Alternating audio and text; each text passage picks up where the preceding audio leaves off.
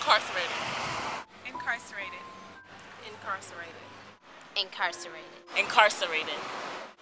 Rising more than an incredible 500% since the early 1970s. The U.S. incarceration rate leads the world with over More than 2 million.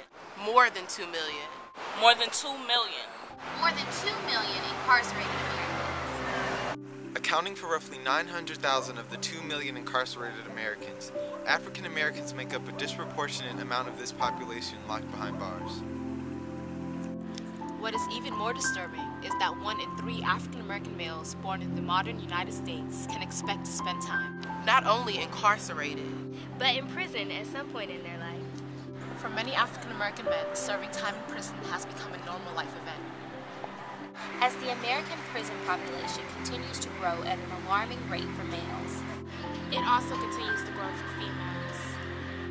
There are more women in prison today than any other time in the history of the United States. Similar to men, women in United States prisons are disproportionately African American. Although this incarceration epidemic has received attention, There is still a need to address those who may be forgotten.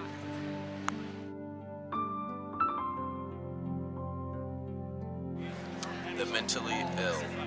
mentally ill, the mentally ill, Mentally ill. the mentally ill, mentally ill. Mentally ill.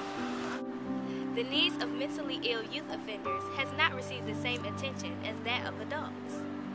These findings are problematic because an estimated 20% of America's youth in the juvenile justice system are said to have a serious mental health issue. The need for better mental health services to incarcerated juveniles is more than apparent. African American children and adolescents are most likely to be referred for mental health treatment. And least likely to receive mental health services in the United States. African American youth have lower rates of adequate health care in the juvenile justice system. Racial and ethnic disparities in the utilization of mental health practices continue to be a public health crisis. It seems as if the hardships facing mentally ill youth too often go unmentioned.